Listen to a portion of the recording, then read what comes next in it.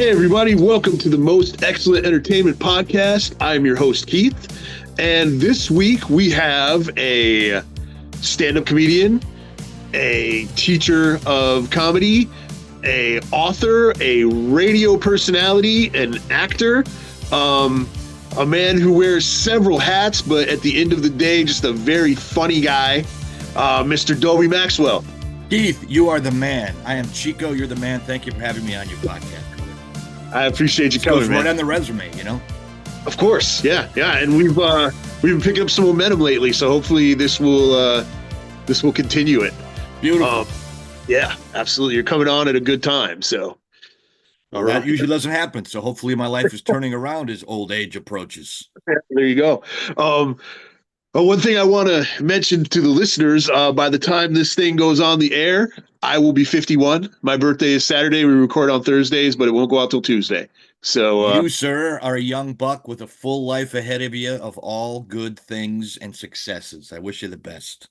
I appreciate it, man. Thank you. It's amazing how you hit the certain, the big ones, 30, 40, 50, 60. And it's like you look back 10 years later, it's like, boy, I thought it was old at the time. And look back, hey, I was pretty young, pretty good. Yeah. I remember 32. Mm-hmm. Things started to kind of break down a little bit body-wise. Like my back started hurting a little bit. I started putting on some weight. It's like, oh, I'm old. But 50 and 32, two very different things. Dude, I hit 6'2" last month, so I can't believe it. Yeah, it's crazy to make it this far, you know. Yeah, but for a payoff now. Yeah, it'd be nice, right? Yes, sir. All right, so let's get started with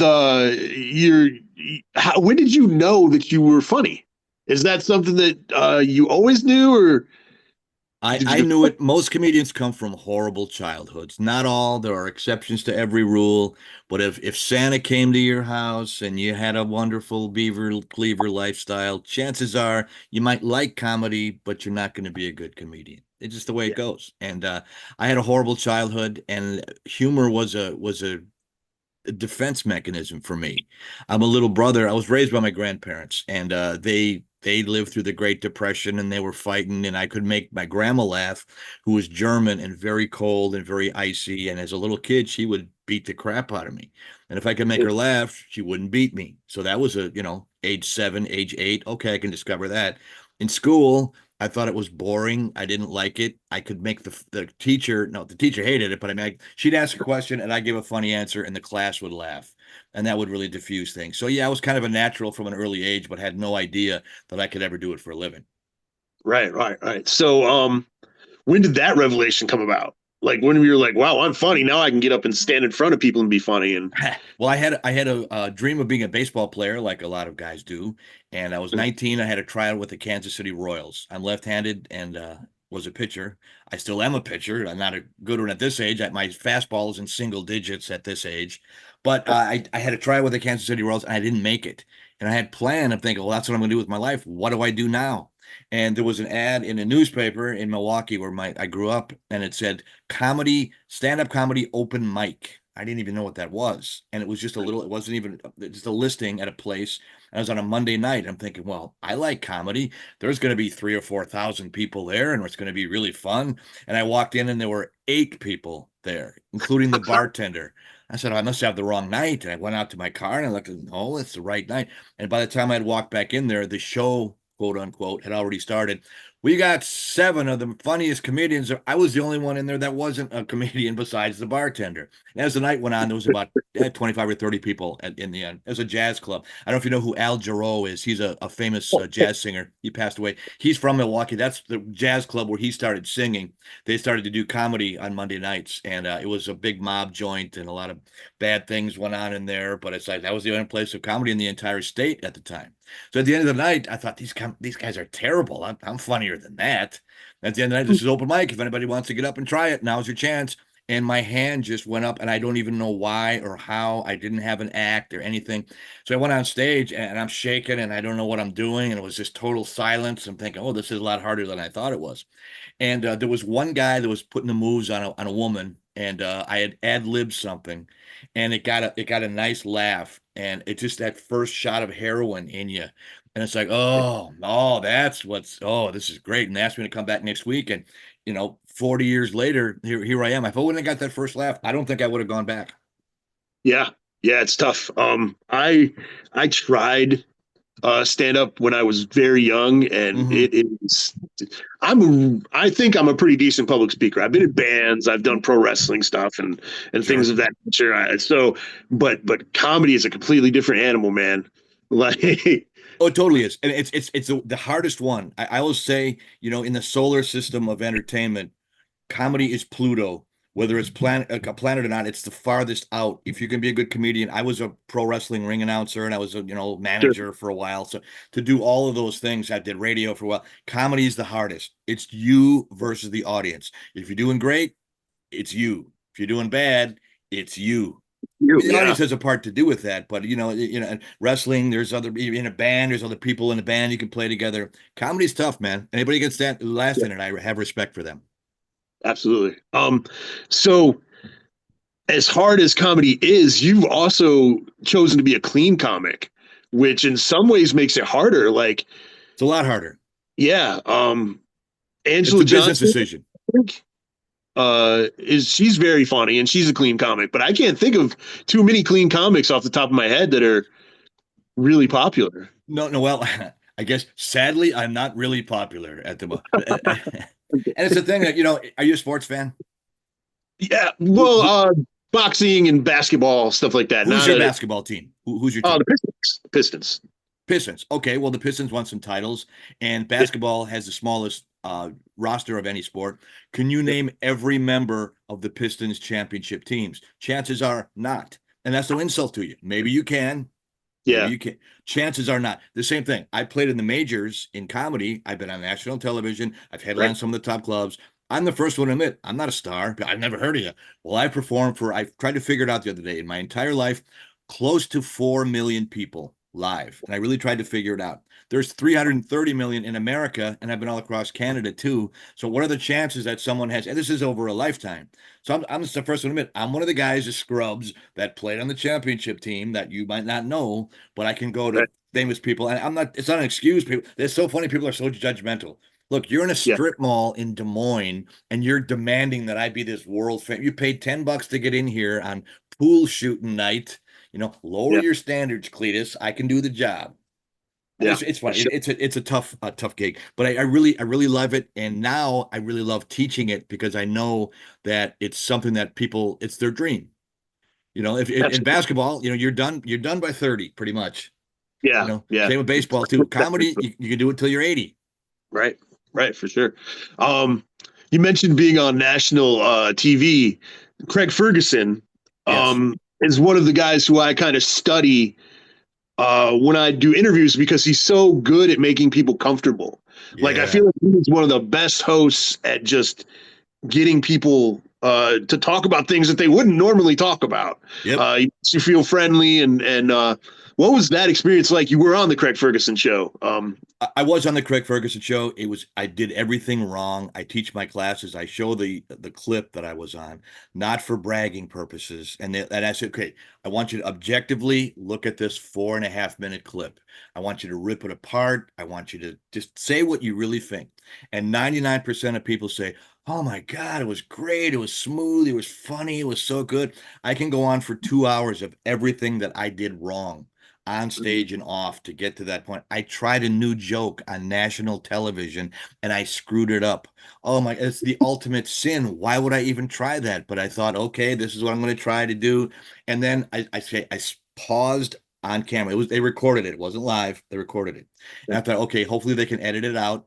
And what I added, ad lib was it took me all these years to get here to on national TV, and I screwed up a line. That's why I'm Mr. Lucky. Boom. And I got an applause break. They cut that out. The director said I could tell you were experienced because that's why we tape the comedians because we don't run them all because of that reason. Somebody makes a mistake, they get flustered. So Craig Ferguson wasn't even in the room. It was totally a separate thing. He left and said, hey, the comedian's coming out, be good to him because he was courteous and didn't want to be in on the shot and be hogging all the energy. He didn't have to do that. That was very nice of him to Right. do that. Sure, The sure, staff sure. was great. They couldn't have been any nicer. And in retrospect, the average person watching it's like, yeah, it's another white guy. He's funny enough. But to me, it's like I would do it 100 times different. And it was a really good education, not only for me, but for teaching my students, because this is a lot harder than it looks. Anything is a lot harder than it looks. Yeah, for sure. So you've mentioned teaching your students a couple times now. You've Mhm. developed the Maxwell method. Um, Yeah. And the reason I call it that, not for ego purposes, is because Colonel Sanders invented his own brand of fried chicken. He didn't invent fried chicken, but he was smart enough to put his face on the bucket and come up with his own recipe. I have screwed up so many things in my comedy life that I think, okay, I'm going to call it my method. So I'll tell you, the best carpenter to learn from has got the least amount of fingers. He has sawed them off, man. How'd you lose those two? He'll tell yeah, you with some passion, and I will too. So I'm thinking, okay, I come up with a system. So if somebody's starting out at any age, they can get there the fastest. It's never fast, it's never easy, but it's the fastest. And it's a system that I came up with over 40 years of making mistakes. And I've had over 3,000 students of all walks of life, and it's been a total blast. So I take the blame, and not so much the credit, but it's like, okay, I'll show you the right way, but you got to go with me in my system, my method. sure, sure. Now, 3,000 students is a lot. It is. Do you have any students that you're particularly proud of or who've gone on to some level of success? Yeah, there's a guy named Vince Carone who started out as a 19-year-old punk band player, guitar player, and he's now in his early 40s, and he's a very funny comedian. And this June, as we record this, it's before June, but in June he's going to go out to Brad Garrett's Comedy Club at the MGM Grand and record a special. And he's been doing it Oh, 23 years. We have our own podcast. I'm going to plug it. It's called Put Your Funny Where Your Mouth Is. And it's just about two guys talking backstage, of what it's like to be a professional comedian. And now he's a dad and a husband, and he's been at it 23 years, and I've been at it 40 years. And in the comedy community, our podcast is getting a lot of positive buzz, because it's like, we're not pompous. We don't think we're better than anybody. And it's just this is what we do differently. And it's fun to hear two guys inside anything. Inside wrestling's got a ton. He's a wrestling fan too. So we listen to all the wrestling podcasts, the shoot interviews, and we want to be that for comedy. awesome. Awesome. Yeah. It's funny because I fell out of watching wrestling on a weekly basis for a while, but I still would watch shoots. And Sure. Yeah. and I would still I don't know, that's like watch behind the scenes stuff. And that stuff is still interesting, like whether you're following it every week. And a comedy podcast that is strictly jokes all the time would probably get kind of boring. But if you're given a glimpse into what happens, I could see that. Yeah, and Yeah. I think the best lessons are what we screwed up on. No, let me ask you this: Vince is 10 years younger than you. I'm 10 years older than you. What were your wrestling, your groove wrestlers when you came in? Because it's going to be different for all three of us. So I'm Oh saying, man. so when you followed it, who were your guys? And what was were you WWE? Were you WCW? Or were you? Well, I grew up in upstate New York. Okay. So I was actually ECW? I'm a little older than that. By the time ECW came around, I was in my 20s, and I was kind of Okay. like, I mean, it was cool, but yeah. So I grew up on AWA first, oddly enough, because WPIX Channel 11 Yeah. used to show AWA. That's So my league. That's what I watched when I started. AWA was my company. You know what I mean? I loved Kurt Hennig and the Midnight Yes. Rock before they actually got into the big time. But my biggest guys, Ricky Steamboat and Hot Stuff Eddie Gilbert. Sure. Yeah, they would, and Lex Luger, which I'm not particularly proud of anymore because his matches were not that great. But back in the day, I was a kid, man. He looked like a god. He did look like a guy. Dude, does the Texas Hangman ring a bell? Oh, sure. Yeah, They were Bullpen. AWA guys at the end, and they were also in WCW as Disorderly Conduct, Mean Mike Yeah, and yeah, Tough Tom. Mean yeah. Mike is a really good friend of mine for years, and before he was a Sure. wrestler, before I was a comedian, we would talk about that. Now we look back on it, and he's another one. He goes, I was never Hulk Hogan, but I played in the Right. big leagues. He went to Japan, and he wrestled in WCW and all those kind of things. And it's like everybody dreams about being a big, but just because you're not a superstar and recognized does not mean you weren't successful, and it doesn't mean you're not talented. Yeah, and the thing is, like in Memphis, because I got Memphis too, which is the funniest thing. I don't know if you remember FNN Score. I It do was not. okay. So the Financial News Network. It was Okay. pretty Yes. high up cable channel. But Mhm. after 8 o'clock, they would stop talking about news or financial news, and it would become a sports channel. It was called Okay. FNN Score, and they Nice. carried Memphis wrestling. Right. Jerry So Lawler. yeah. So I used to watch Memphis wrestling on the Financial News Network when I was a kid, and Funny. I remember. Jimmy Valiant. Sure, yeah, absolutely, yeah, yeah. I remember the Texas Hangman had a pretty big angle down there, like They did. Yes, they they did. could run down there, yeah. So that And was it's really good. I what's so remember for funny is as a kid you watch those guys. Sorry to interrupt you, but oh yeah, when you watch the guys on wrestling any league that you watch AWA, then you find yeah, out what they actually make, and they got to drive 300 miles to the gig. And you're thinking these guys are superstars, first class flight. No, they're just regular guys making a living. I like it even more knowing that now. But as a kid, you're thinking, oh, guys are millionaires, every sure, one of them. They're sure. You're not. on TV, you're a superstar, you know. Yeah, You're. sure. But if you look at like okay, so world class wrestling, first Mhm. ever syndicated professional wrestling show, had their own arena that they appeared in every week. The Sportatorium. Yes, the payouts in world class, they were on ESPN, and the Yeah. payouts were terrible. Uh-huh.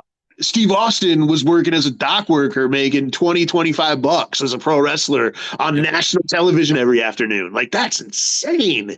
That's a, Real quick story there that my friend Mike, the Texas Hangman, he said yeah, yeah, I was with he was stunning Steve Austin at the time, sure. and Yep. he I wore a remember. long robe and he had long blonde hair like Ric 20 Flair other was, guys yeah, like Lex Luger and Ric Flair and all those other guys. And he said, "Man, I can't stay in the business. I'm not making enough money to survive. I'm gonna have to do something else." Then right. he came up with a Stone Cold gimmick. Actually, his girlfriend was British and said, "Are you Yeah, gonna yeah, drink that tea before it goes stone cold?" And yep, it clipped in his head and he shaved his head and became one of the biggest money draws of all time. And yeah, sometimes yeah, that's what it takes a little glitch and twitch yep, in your gimmick, and it changes the world around. But he said I was in the car and he's like, I'm gonna quit. Steve Austin. yeah. Well, Hulk Hogan, too. Hulk Hogan did quit, Yeah.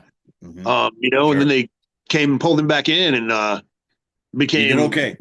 one of the biggest draws in wrestling history, Absolutely. regardless of what you think about him nowadays. I mean, He has how can I say turned a different page. It's unusual, that he was one of the biggest stars ever and very debatable. A lot of people are not his fans anymore. yeah, yeah. Um, it's hard. Like, Mm, I try to separate unless it's a really bad situation. I try to separate the person from their outside behaviors, like the entertainment. I yep. try to separate the entertainment from the person as much as I can. Uh, Charles Manson recorded some good songs, man. Unfortunately, so, Yeah, no, he had good hair. I mean, you know who yeah, he Buck did. Zumhoff is? He was Oh, in of course, yeah, WCCW for yeah, rock it. and roll, yeah, yeah, Well, we're yeah, not going to get into. He did some bad things that he's in yeah, prison now, and he's never going to get out. And I yeah. feel bad because when I was a ring announcer, I worked his matches. I don't want to say we're friends, but Right, I right, knew sure, him. If he'd walk in a room, hey, Dope, hi, Buck, and to hear what he did. Now, Google it if you want to, if you're listening to the podcast, but yeah, it's pretty yeah, yeah. horrific. Well, I have a situation like that with Rock and Rebel. Hmm. Do you remember Rock and Rebel, I ECW? do. Yep. Okay, jobs in WCW. So Yeah. Hmm. I don't know if you know what happened a few years back, but Do not. okay, it's pretty tough. Hmm. But I was friendly with Rock and Rebel. I was doing Sure. production for Penn York All Stars in New York, Okay. Penn York Hmm. Wrestling, and it was Pennsylvania New York border, and he was the first person to tell me to go into a locker room. He said, I forgot my CD. Can you go grab it? And every time we saw each other, it was like, hey, Rebel, nothing super friendly, but I mean, we, knew Sure. each other. And then when I got into promotion, like we exchanged numbers and he was like, I still love coming out. And, I'd love to come out and work for you. We talked on the phone a couple times. And then something very horrific happened a couple years ago. And I had friends who were much closer to him than I was. Yeah. And it was just hard for all of us to wrap our heads around it. Like, man, it's tough when stuff It like is that. tough. I don't think people realize that any entertainer is a human being. Yeah, And the foibles of humanity, they could be the most talented person in the world, and there's still cracks in the armor for everybody. Feel bad about it, yeah. but it is true. One of the funniest things about Rebel, just because I just thought about this, when he was Hmm. working on WCW Saturday Night, Yeah. he was not in great shape. Like he was okay, Hmm. but then when he got older and got on the Indies, he got huge. Right. And he would always talk about in his shoot interviews. how he got the job at WCW because he was one of the few guys who had a great body. But he didn't get the great body until he got a lot older. If you go back and watch Rebel's stuff, he had a paunch, and so it's funny. Like he was like, I looked the part, so they gave me. That's I prefer to think about stuff like that than think about what ended up happening. But selective memory. Yeah, it's tough, man. So, you talked about growing up in Milwaukee. I lived in Milwaukee for a year. And I'm from New York, and we get some snow. But my first winter in Milwaukee, I ride a bike. I don't drive. So I get out of work and I go to ride my bike, and the snow is literally up to the seat. You're talking motorcycle or bicycle? Bicycle. Yeah, bicycle. Okay. Yeah. Right. So that's got to make somebody pretty funny. I bet your legs look like frog legs, man. I'm trying to pedal through that snow. Man, it was insane. I just looked around and I was like, what is this? We had one really bad blizzard in the 90s in New York, but it was nothing compared to like a regular winter in Milwaukee. It's just. How close are you to Buffalo? So I was 3 hours south, but I spent a summer up there. I did some winter gigs in Buffalo, and I got to tell you, there was some bad winters there, man. I'm glad I got out of there. Yeah, before the winter hit. I was planning on moving up there, but it ended up just being like 3 months in the summer, and then I headed home. But I'm from Ithaca. Grew up in Syracuse. Oh, yeah. I've been through both of those places. Yes. Awesome. Or no, that's backwards. I was born in Syracuse, grew up in Ithaca. All right, gotcha. Yeah. Ithaca's a cool town, like to grow up in. Kind of. It's a very creative community. So it's what's the population there? I don't think it's 100, is it? I don't think it is. Yeah, no, not even close. Yeah, not much. It gets up to around 50, 60 or so when the college students are in town. Yeah, because it's got a college town. But when they're not, I think it's around 30,000. It's not much at all. But I think it's amazing how most artistic people are rebellious in nature. Not that everybody else isn't, but your hometown. I hated Milwaukee. I moved to Chicago, it was 90 miles away. I used to tell people I was from Chicago. Then years later, I go back. Oh, you're from Chicago? No, I'm from Milwaukee. You told me you're from Chicago. Well, I live there because you're dealing with issues and stuff, and I didn't want to be. Now I look back on it, and it's a pretty cool town. It's the issues in the family and everything that was bad. The town itself was pretty good. Yeah, it's pretty funny because I actually left New York when I was 16. Okay. Come back a couple of times for family support and things like that. And but I will never ever live there again. But I have I live in Indiana now. And what town? Connorsville. It's a small town in southern Indiana near the border of Ohio and Kentucky. So it's like southeast. That's a town I might not have been to. I've been most everywhere. What's the nearest bigger town to you? I've been pretty much everywhere in the continental United States. So you're other side of Terre Haute. I'm trying to think what's even over there. Yeah, there's like Terre Haute, Bloomington, Marion. Seymour. I'm not sure if Seymour's. That's where John Mellencamp's from. Oh yeah, sure, yeah. Richmond is not bigger, but there's a lot more stuff. Okay, I've been to Richmond. Yeah, I've been there. Richmond has comedy clubs, so there's a chance that you would have stopped through there. Connorsville is the poorest county in Indiana. Nice. There's nothing here, man. So you can feel good about yourself. Indeed, Keith Miller walking down the street, baby. Dude, it's funny because the amount of people who know me, either from this podcast or from working in the public since I got here, which I don't do anymore. My son thinks I'm famous. You are famous. And people see me, or people will know me from like my Facebook posts and stuff. And I'm just like, who is that? And I'm just like, man, Daddy's a little famous. Little famous is all you need, brother. Especially for your son. Yeah, absolutely. Yeah. So I was gonna say though, I left Ithaca. I hated it. And a lot of it was due to the circumstances growing up. And I'll never go back and live there, but I have East Coast tattooed on my neck because the longer that I'm away, the more proud I am to be from there. Okay. So I get that, like the think about this. Okay. And I didn't know this until I started traveling. You talk about the East Coast. It's not only a lifestyle, It's a Yeah. vibe, it's an energy, it's a Yes. pace, it's a speech pattern. You can tell, so, Yeah. hey, are you from here? Because you can tell in a person's speech pattern. And as you don't know that until you get older. As a kid, you think everybody's the same, and they're not. Right. Right. Yeah. I didn't realize that I had an aggressive way of speaking until I left New York. Okay. Like people always think I'm freaking out. And Mhm. I'm just like, no, this is just how I talk, man. And Sure. it honestly, I'm a little loud for podcasting without really good equipment. So, That's so funny.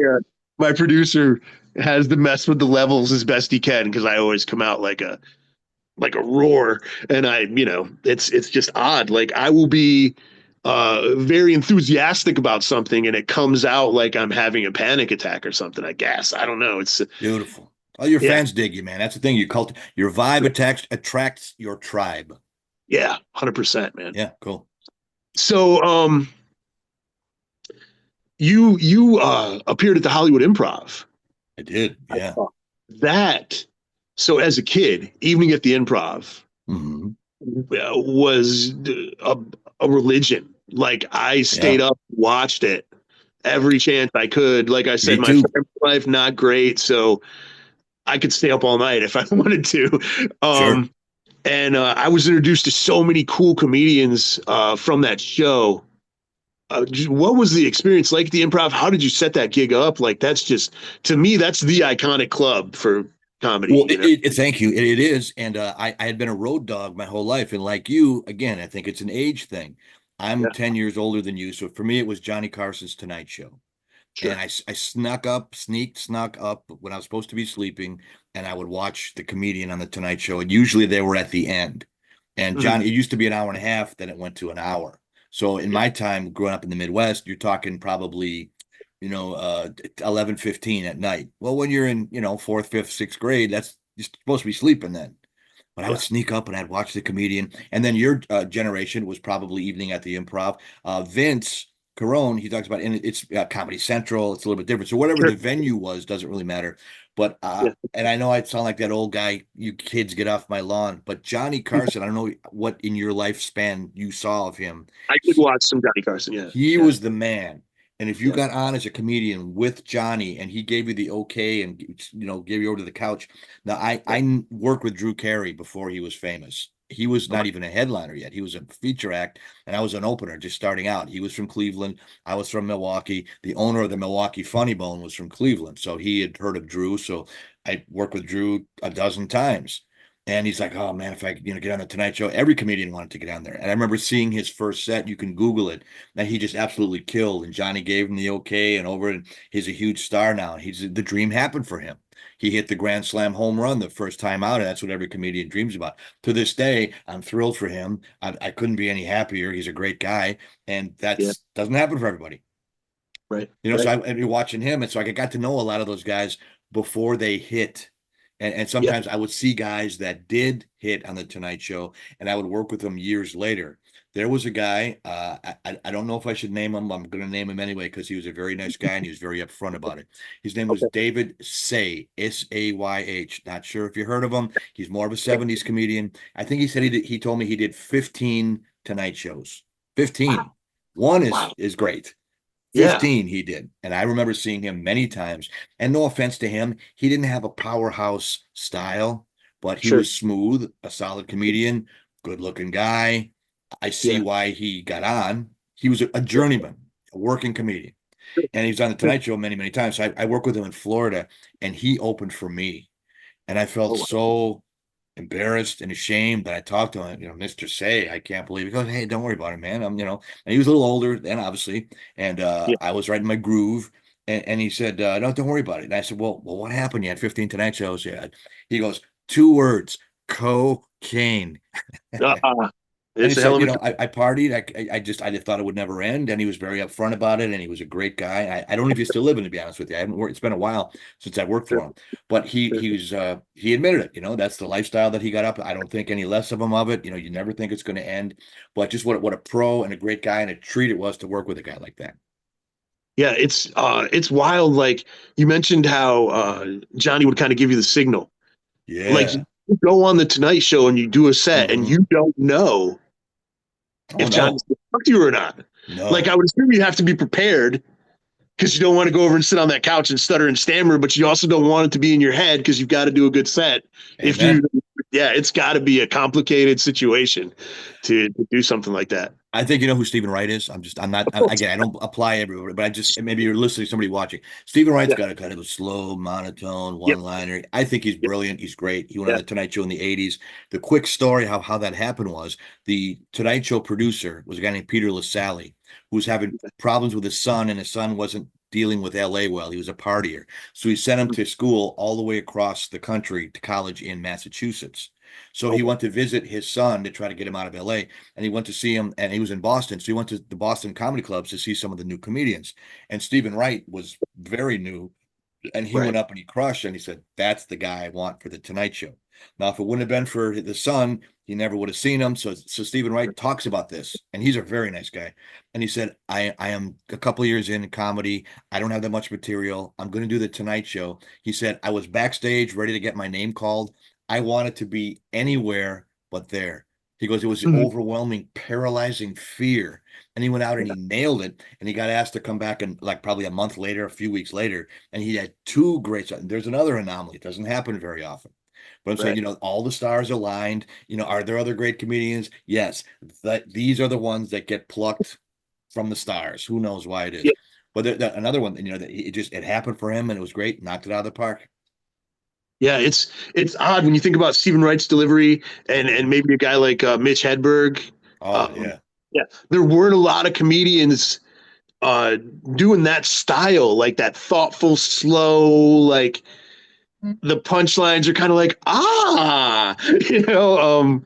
Here's a It's real quick story. Then bring up Mitch Hedberg if you don't mind. sure, I don't sure. know how much Yeah, time we have here. This is a good story because I want to illustrate to young people how it can happen.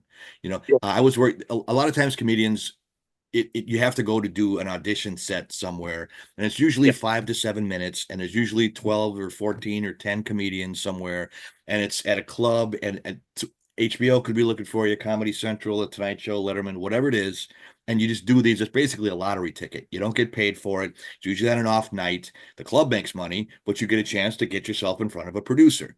So every comedian does a lot of them. So I did one in Mall of America in Minneapolis. I had happened to be passing. I wasn't even working in there. I was passing through, and I got one of these sets. So there was, I think, a dozen comics on the show that night. I was number 5, and Mitch Hedberg was number 8.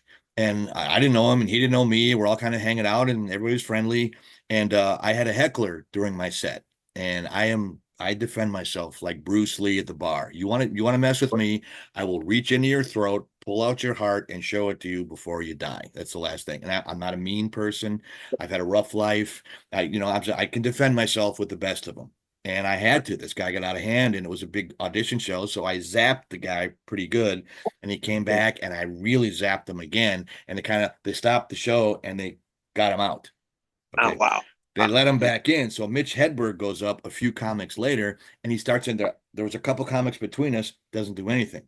Mitch Right. Hedberg gets up there with, like you just said, that slow style kind of, you got to think about it. The guy started piping up. And Mitch Hedberg's act, as you know from seeing it, is not a heckler friendly act. He's got jokes. He's got a really Yeah. smooth, tight act. Had. Yeah.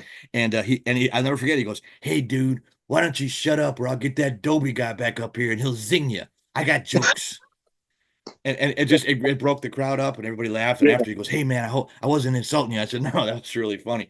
And I Yeah. still That's have it somewhere. I wish I could show it to you. But he wrote his number down on an envelope, like the what do you call it, the lip of an envelope, and oh just sure. Mitch Hedberg and his phone number. They get exchanged. I gave him a business card, and again thrilled for his success. Great guy. Sorry he passed away so early, but just a talented, nice guy, dedicated to the craft. Much love and respect to Mitch Hedberg. Yeah, my favorite Mitch Hedberg joke is I want to try fried beans because I really like refried beans and I might be wasting my time. So Oh, that's funny. funny. Yeah. He's got so many quotables. I used to do drugs. I still do, but I used to too. Yeah. Yeah, truly funny cat. Now here's another thing too. If you're watching this and you're a comedy fan and aficionado, if that's the word, Yeah. he had 2 CDs and I think 2 Comedy Central specials. Watch both of them because they are very different. It shows his evolution as a performer and an artist. And I think a lot of times people, well, you just write jokes and blah, blah, blah. He was really going someplace. I'm sorry he passed so early because I think he would have kept evolving and his next ones would have been even better still. It's really a thrill to watch him. He was a special talent. Much respect for him. Yeah, for sure. As a kid, my two favorite comedians were Rodney Dangerfield and Howie Mandel. You're Um, singing my song, boss. yeah, I was Love gonna Rodney. Love ask Rodney. you, what's that? Oh, Rodney, yeah, Rodney's the man, man. I met yeah, Rodney one time. so good. Yeah, Can I uh, tell that story? yeah, absolutely, go for it. Yeah, No. I had a radio job in Salt Lake City, Utah, and Rodney's second wife, Joan, was from Salt Lake City. Beautiful woman, and he was coming to play there at this place, which was very Mormon. It was like like an opera hall, and it's like, boy, I love Rodney, but I don't think he would play at that place at all. And he was pretty blue. I yeah, don't know if you knew yeah, how yeah, Utah works. yeah. So I wanted to have him on. It was a country radio station. That's how screwed up radio is. If I get hired on a country station, but it was a morning show, and I made a decent Right, living, so I did it for about a year. And right. I called. There was an ad in the Salt Lake City newspaper, full page ad. Rodney Dangerfield comes to Salt Lake. So I called the number on the ad and I say I'm from the radio station. And we're just the ad thing. Let me give you this number. I think it's his management company. I want to interview him on the radio. Yeah. Call this number. I called the number. Dangerfield residence. It's his house. It's his home number. I had no Wow. idea. So it's like a butler guy that answered. I said, yes, I'm calling from a radio station. Yes, I'll put Mrs. Dangerfield on the phone. So Joan comes on and said, Mrs. Dangerfield, I'm in Salt Lake City, Utah. I want to interview Rod. Rodney doesn't do radio interviews. I said, ma'am, I'm a comedian. I got into comedy because Rodney was my comedy hero. I'm only doing radio as a job. If I could talk to him for 5 minutes, it would make my life. Well, I'll see what I can do. He was not going to do it in the morning. He's not going to get up in the morning. Can you do it at night? Yeah, anytime. I don't care if it's 4 in the morning. I will do it whenever. Well, do it on a Thursday at 7 o'clock at night. So I had an engineer. Went to the studio, got in there, called Dangerfield residence. Yes, puts the wife back on the phone. Oh no, that was Tuesday. You missed it, ma'am. I got it on my calendar. This is the chance of my life. You said today. I'm sorry. This is it. Well, I'll see if he'll do it. 3 seconds Yeah, later, hey kid, how you doing? What's going on? All right, it's Rodney. And I'm thinking, oh God, it's such a treat to talk to you. So this is only a ruse to talk on yeah, the radio. So I'm going back and forth. I knew about his career, and we must have done 45 minutes just to, well, kid, you know a lot about me. I said, Rodney, you're my comedy hero. He goes, I want to yeah, meet you, kid. Come on out. So we cut it up in like a 2 minute thing. We put it on the radio. So the show comes the night of the show. And there was this dude at the radio station, buddy. I'm telling you, he was like Andre the Giant. He must have been about 6'10", 400 pounds, fingers like bananas, and he was a very nice guy. He says, I want to come along to the Rodney show with you." I said, well, I don't know, man. I can get you backstage or whatever. He says, well, I'll take a picture for you and we'll put it on the website of the station. Okay, deal. So this is a yes, long time ago. So at the time, I stopped at a drugstore to get one of those little disposable cameras. Now you just do it on your phone. But back right. then, let's just take. Well, I got a camera from the station. I don't care. I want to back up. This is my one chance to get a copy. So we get backstage, and this guy he just stands out. It's like, who is this dude? And he said, can you get me an autograph of Rod? I said, technically I can't because we're peers.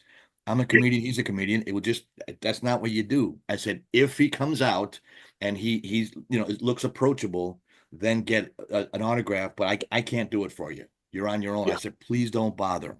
So you see where this is going. We're backstage and some other people from other TV and radio stations there.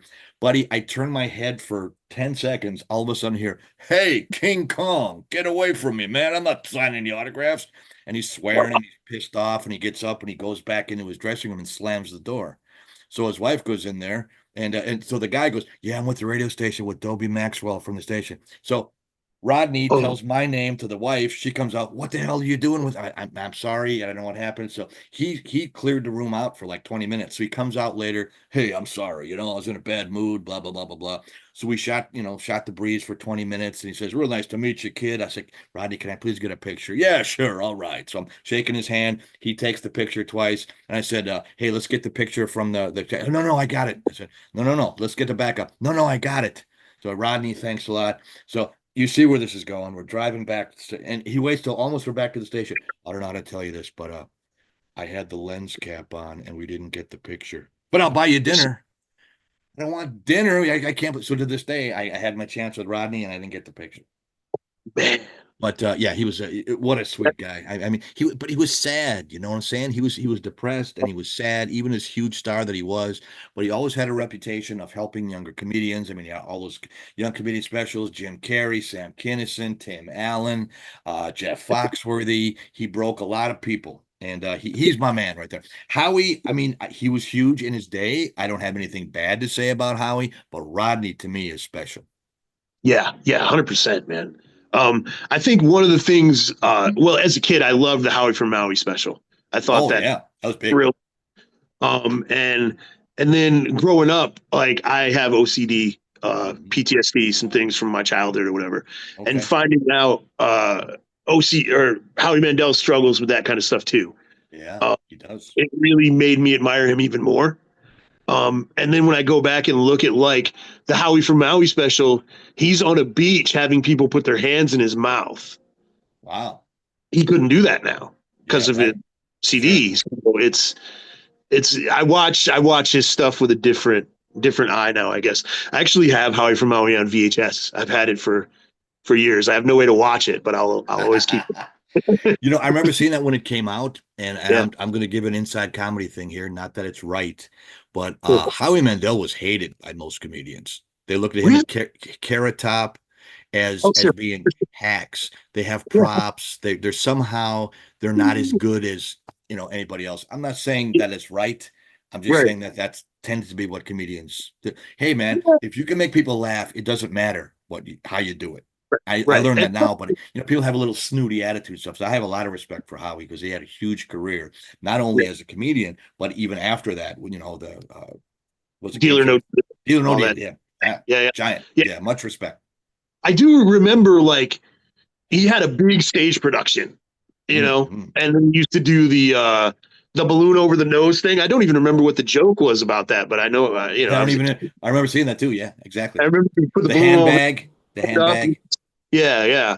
And he would do voices, but I mean voices are funny. Like Rich Little's one of the greatest comedians of all time, and he pretty much just did voices. So Well, that's the thing. People don't realize. I think comedians look at what a comedian likes and what the public likes are two very different things. That's why yeah. I do clean comedy. Not that I don't enjoy other kind of comedy, but I just know from a business standpoint. I got a chance to work with Jerry Seinfeld one time. I'm hosting a show, and he just right as he got his TV show, so he's still pretty big, but he wasn't as huge as you could, but he's still very big. And Right. he went up there. He's in Chicago, and they gave him a standing ovation. He just did a guest set. And why is it that blah, blah, blah, blah, blah, blah, blah. And he didn't acknowledge, hey, how about the Bears? How about Chicago? So backstage, after the show, he he swore, and people are looking at him. What's the matter? He Yeah. goes, oh, well, you don't start on stage. He goes, I'm from effing New York. I do it all the time. I don't do it on stage because it's a business decision. And I thought Oh, right then, smart. yeah. And Yeah. there's Very. no right or wrong, but it's like a restaurant. What clientele are you going after? There's Yeah. room for pretty much any kind of style, but what do you think you could do best? It's harder to do clean comedy, so I respect him. Brian Regan's another one, great Oh, he's comic. funny. Yeah. Yeah. Funny guy. It's funny because as a kid, well, not even a Mhm. kid, because I wasn't necessarily super young when Jerry Seinfeld broke, but I always felt, and I mean, this is just my opinion, I always felt like he stole so much of his stuff from Richard Lewis, and I loved Richard Lewis, so I Interesting. didn't really like Jerry Seinfeld that much. and, Wow, interesting that perception. Because to me, and again, that's how you perceive it. That's cool. You know who Robert Klein is? yeah, absolutely, yeah, And yeah. a lot of times people say, well, you stole from Robert Klein. And I Mm. didn't hear that much about Richard Lewis. I'm not saying that. I can see how that is. And there's similar styles and everything. It's a taste thing. Similar, like that was the Yeah. big thing, like Okay. the whole hey, I gotta tell you know what I mean? It was so like Sure. Rick Lewis did the same thing. Like he talked a lot about his therapy and stuff, so it wasn't the same kind of jokes necessarily, but it was the Yeah. same delivery. And maybe it's just because they're both from New York. I'm saying, Yeah, I think it's what we were talking about before. It's that yeah, a regional thing. It's that yeah. their style, their just their essence. Yeah, I Yeah. agree. Richard Lewis was first, and I was like, this guy sounds just like Richard Lewis, but his jokes aren't as funny. Like Okay. yeah, Sure. that was my personal opinion No, on no, Jerry. any personal opinions count. People say, well, it's just my opinion. No, You opinions know, are important. yeah, yeah, and you can't. And I mean, Richard Lewis had "Mad About You," and Yeah. he did his He thing was no too. slouch. He did what's the one with Larry David? Curb Your Enthusiasm. Enthusiasm, yeah, Done for that too. sure. Yeah, Guy had a great career.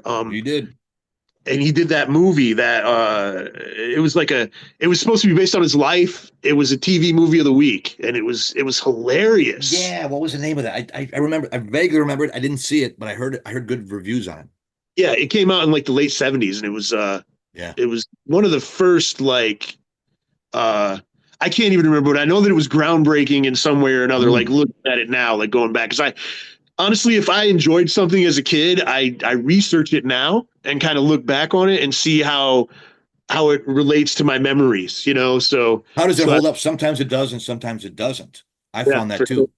Yeah, absolutely. And sometimes I remember things completely wrong. Yeah. It's just Yeah. like that didn't happen. So it's an odd thing the way the brain works. Yes, But sir. I we talked a lot about my likes and dislikes, but what comedians, I mean, we mentioned Rodney Dangerfield, what comedians really like influenced you and I don't know. Yeah, I mean, I guess basically just influenced you. I was going to try to expand, but that'll work. Well, there's a lot of guys I think that the average public has not heard of. These are club comics that I worked with in the 80s and the 90s, and I saw how they handled a crowd. And I think if anybody's a true fan of comedy, I think it's like being a fan of a band too. I don't care what kind of music it is, rock or punk or country or rapping or whatever. A record, a recorded version and a live version are often very different. And I could tell you comedians that go up and do a great 5 minute set on a TV show and they're funny and they go, but then there's people that get in a club and just absolutely rip it up. And those are the Yeah. guys that I like. And a lot of those guys, there's a guy named John Fox, rest his soul. He was Mhm. there was a Booker guy named John Fox, Jon. This is Yeah. John. And he's Okay. originally from Waukegan, Illinois, which is a suburb of Chicago. But he's a blonde-haired, good-looking dude, and he always billed himself as being from the beach in California. And he was just he rocked a live audience like nobody I've ever seen. He is the epitome of party. He's the Lemmy, Killmeister. I'm trying to think who's the biggest rocker, Ozzy of rock. He was that of comedy. He's banging waitresses, he's doing cocaine by the ton, he's drinking, he's making big money, but he's spending more because he's gambling and he's going 3 weeks down the road to get advances. And he would get advances from me and he'd always pay me back. And he was a nice person. He was just very self-destructive. He lived party to the core. And he died of cancer and he didn't have any insurance. It was horrible. And his joke used to be, when you bet Fox, you bet the over.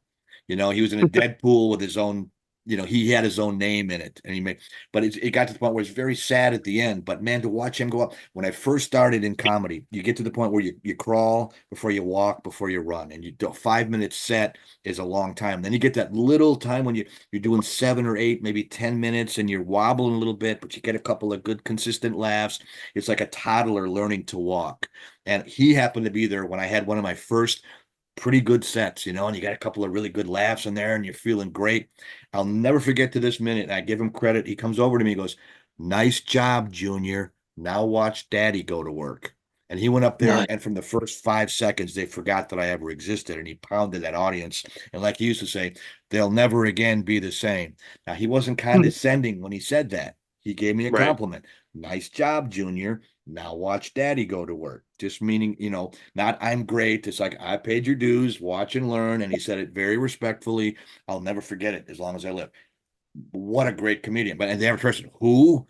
And he probably died in the early 2000s, so there wasn't a lot of video of him. The video that it has, I hate to say, he's looking pretty ragged. Yeah. But in his Yeah. day, he was a good looking dude, and everybody loved him. And he had a famous line. I've seen him do it a million times. He'd walk up to every hot woman in the room, start with the waitresses. "It's your last chance to F me before I'm famous." You know, and he would use that line 20 times, and sure enough, somebody would do it by the end of the night. He was amazing. But Yeah. and not an influence in almost an influence what not to do, but just his charisma and the way he pounded an audience, Yeah. unbelievable. Yeah. It's two thoughts Mhm. from that story. The first thing is that reminds me of Larry Bird. Mm. going into the first ever 3-point contest and saying, Mhm. okay, guys, who's playing for second? Yeah. Yeah. Just the confidence of it, you know? Oh, And absolutely. yeah, and then the other thing is, you talk about admiring comedians who can control the crowd. Mhm. Um, Mhm. I don't know if if you saw the recent clip of Natalie Cuomo. She's a New York comic, relatively funny. Mhm. And she had a meltdown on stage Okay. because she was Uh, doing crowd work, okay. and people were like praising her, of how she handled it. But what she actually did was she got down on the level of the comedian or the audience and Mhm. screamed in the guy's face. Okay.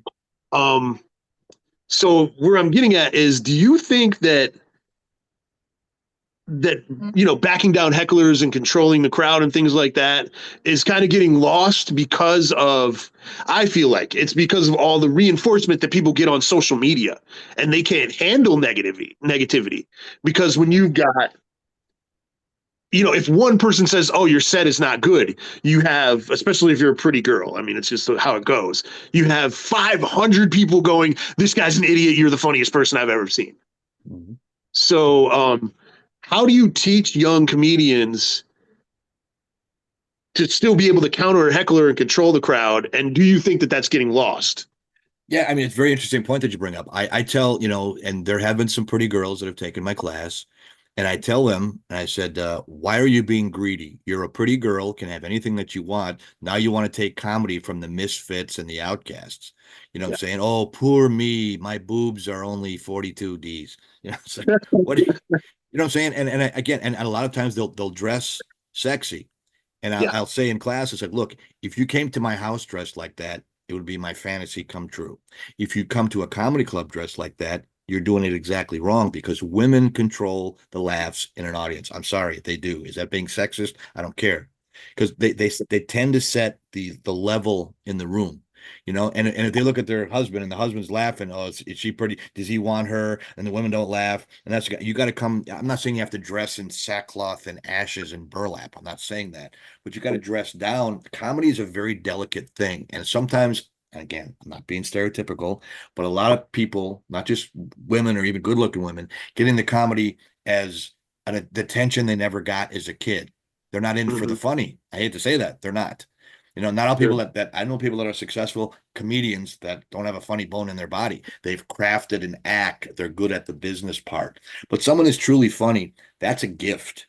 And Yeah. not a lot of people have those gifts. How many people have played NBA basketball? Well, there's Michael Jordan, there's LeBron James, there's the top 5 or 10. And even to get to the NBA is hard. To make a living Yeah. as a comedian is not easy, but to be in that situation. And I'm sorry, I didn't see the clip from this. Okay. What's the name? Cuomo? Natalie Cuomo. Yeah, and I'm thinking, okay, but yes, what you said is totally true, because a lot of times people will stage, I've seen this happen in social media.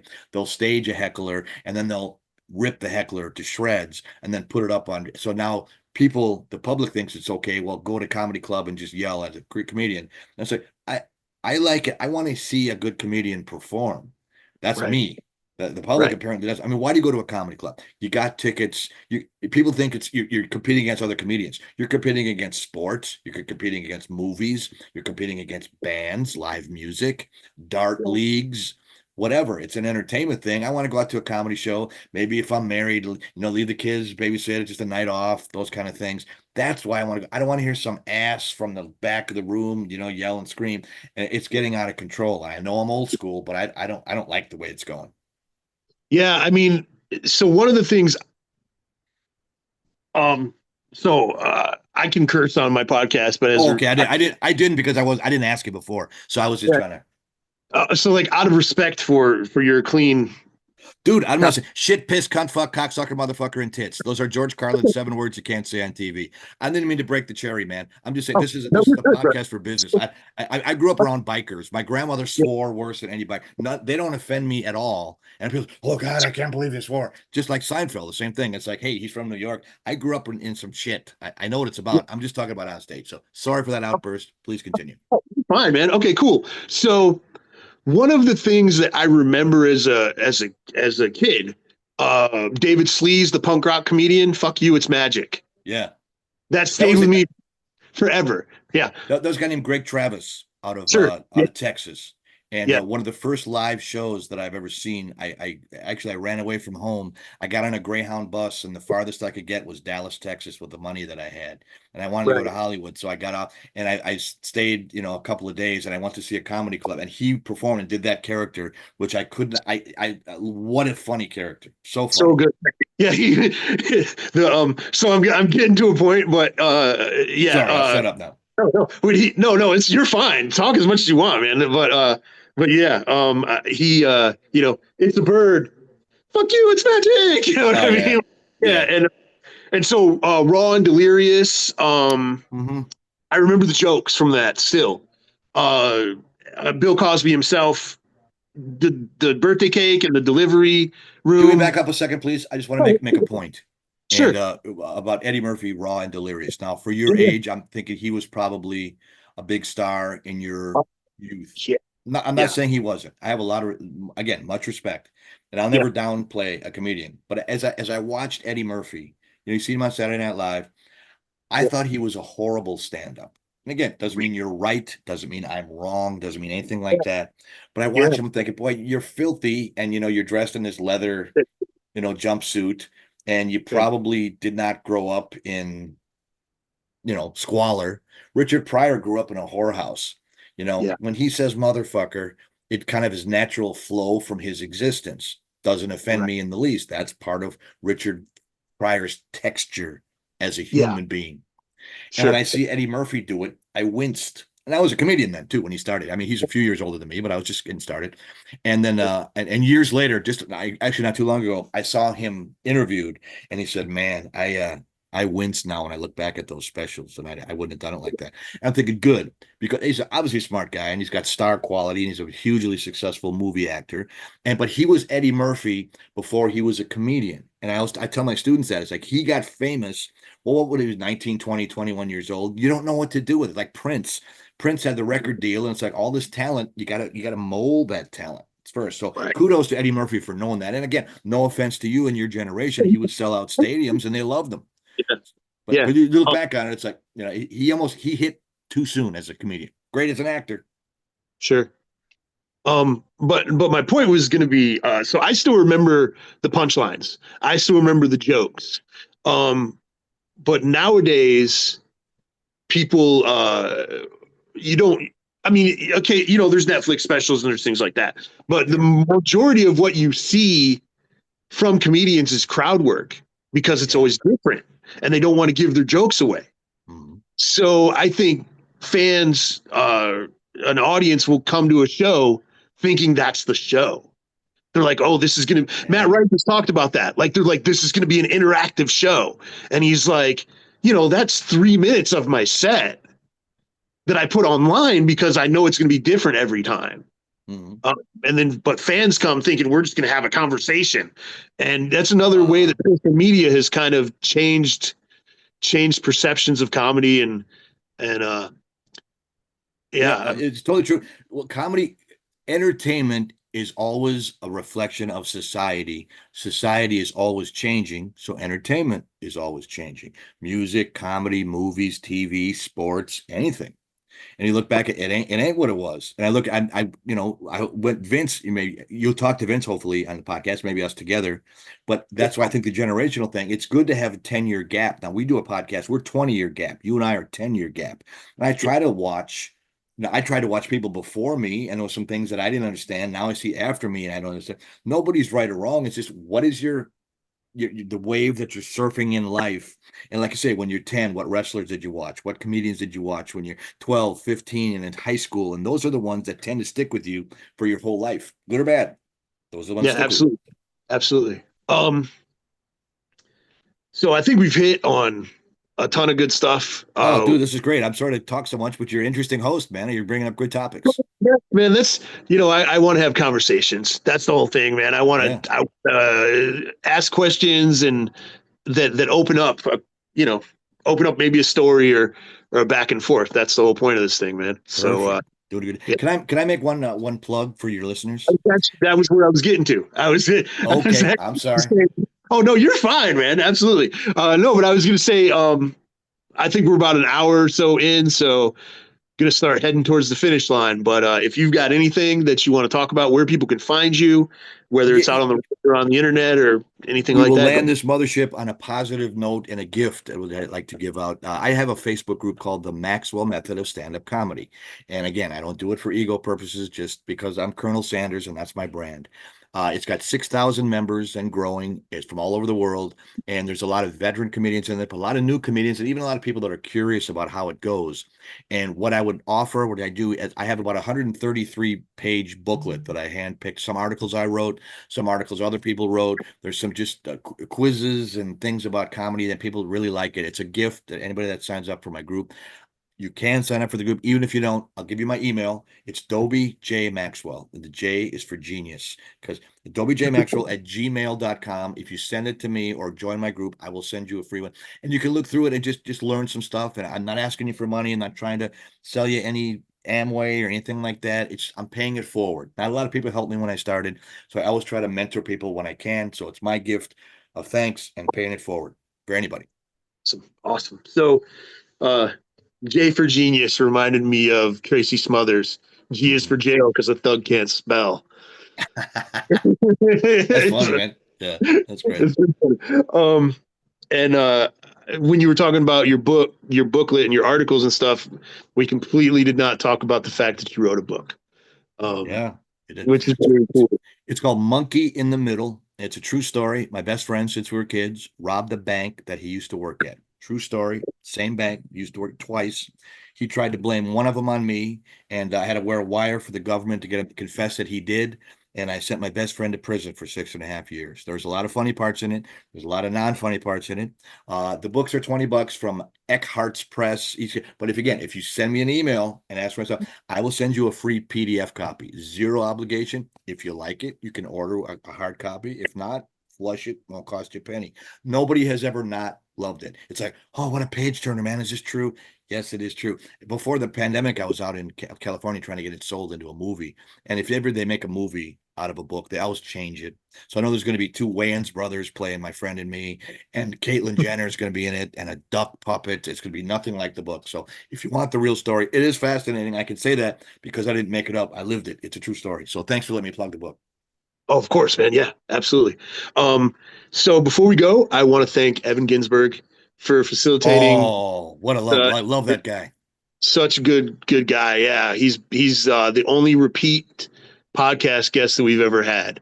He also I love that guy.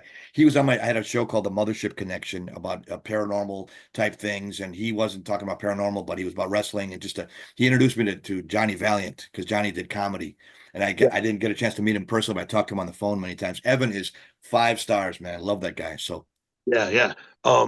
It's funny because we had him on to talk about his book for the second appearance, and we talked more about music and family than we did wrestling. Yeah. And he said it was a refreshing conversation, so that was cool. Because I read the book and there was wrestling stuff in there, but I didn't feel like wrestling was the gist of it. I thought there was a lot more to it than that. Yep. No, he's a deep cat. Big fan. Yeah. Thanks. 100%. Good. Yeah. And you mentioned you had a podcast. I'm trying to make sure that we talk about everything. No, you'd be great. Put your funny where your mouth is. The website is thefunnypodcast.com. I can't believe that domain was available. But that's Vince amazing. Carone is my partner, and again, we'd love to have you there. It's inside information about comedy. Absolutely. Okay, awesome. So this is next week we're going to have Sterling XL coming on because it's April and we're trying to talk to as many funny people as we can. National Humor Month. So yeah, absolutely. We didn't get anybody for the end of the month, so we're having the bass player for the Muffs come on. Beautiful. I mean, apparently he's a pretty funny guy too, though. So that should be some good story. I want to be a fan now. I want to start listening to your podcast, man. I love your interview style, so I will put it in my rotation. Cool. Let's talk about this real fast, and then the people who followed us for a while know this, but like I said, we picked up some new fans lately. In the beginning, the idea was because I've had a lot of creative ventures, and they've all failed in some way or another. It's an education, brother. Yeah, for sure. But I didn't want to stop creating even in my 50s. Like I still have a desire to keep being a creative person. So the first year of the podcast, what we did was we talked to people about what got them started on a creative path, and then the ups and downs and why they continued to create. And that was sort of the formula for every episode. And the episodes would be different because everyone has a different story. But I was like, I could see this getting stale after a while. Yeah, so now we just do interviews with people who are interesting. That's my goal, is to talk to every interesting person on the planet if I can. Well, you got 8 billion to choose from. You get a couple hundred in there. Absolutely. So anyway, like I said, Sterling XL next week. I want to thank Dobie Maxwell. I want to thank Tyler Martin and Emmy Studios.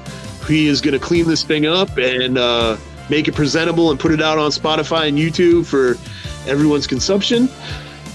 More than anything else, I want to thank the people who have supported this podcast and continue to support it. And tell your friends, like and subscribe. Check out the Patreon if you're so inclined. And we will see you next week for more Most Excellent Entertainment.